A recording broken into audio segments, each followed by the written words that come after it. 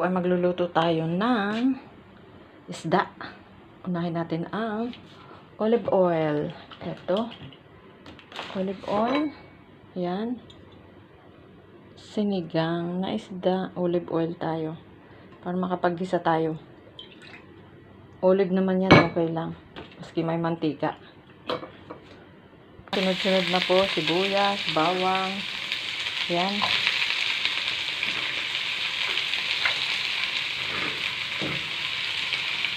Ayan na po, ating haluin. Konting luto lang yan. Para bumango lang. At ito na po ating gabi. At ayan ang okra. At ayan ang isda. Ayan na po.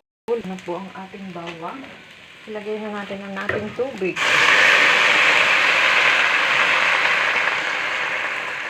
Oho. Sumabit man ang tubig. Kumukulo na, ilagay na natin ang ating gabi. Gabi. Ayan na po, ating takpan. Itong miso na po ay hindi ko pa natitikman. Kaya titignan natin kung ano ba talaga ang lasa nito. At ito ba nilalagay na isang buo? Try lang natin, konti-konti. Buksan na natin at ilagay na natin yung ating isda. Ayan na po, ilagay na natin ang isda. At yan pong isda na yan ay salmon. Yan ay sabi nila masarap daw. First time ko rin naman gumamit ng ganito. Yung may ano na lang siya, ganyan. Yung may laman-laman naman siya. Hindi naman siya yung walang laman. Ayan.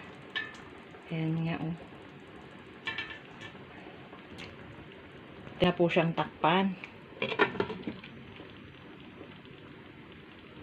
Yan na, nilagay na po natin ang isda. Pag kumulo lang ng konti, mamaya islagay na naman natin ang ating okra. Ang okra, hindi ko na siya inano.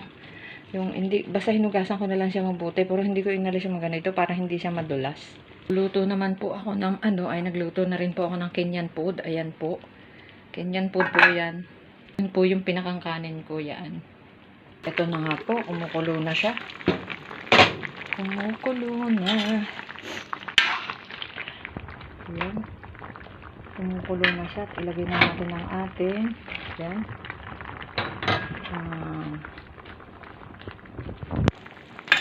Okra. Hindi na natin inalis yan para wag, maglaway yung okra.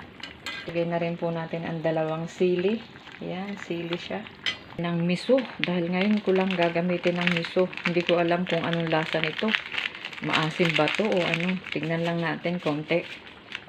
Yan. Rin siya nilagyan ng asin kasi baka may asin na to. Umalat siya. Titikman ko saka ko na lang siya anuhan ng asin. Tingnan natin. Gusto ko kasi siya maasim.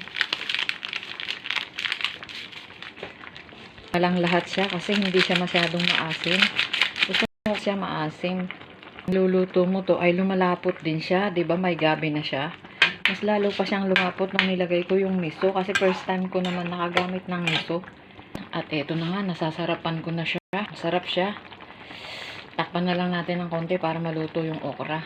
Ayan na po ang aking luto. Nakita nyo, buong buo siya. Ayan yung Kenyan food. Yan ang pinakangkanin. Napakasarap niyan. Parang puto. Ayan na po, kumukulo na siya. Feel yummy. Yummy, yummy. Sarap. Kain na na. Kumukulo-kulo na siya. Super yummy. Yung kanin. Wow, yummy yan. Ayan na po, kumuha na tayo. Tikman natin.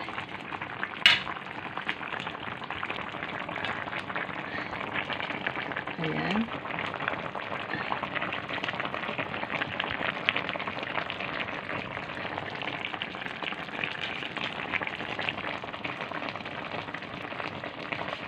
Ayan na po, luto na. Kuhanin na natin. Ayan o. Oh. Harap.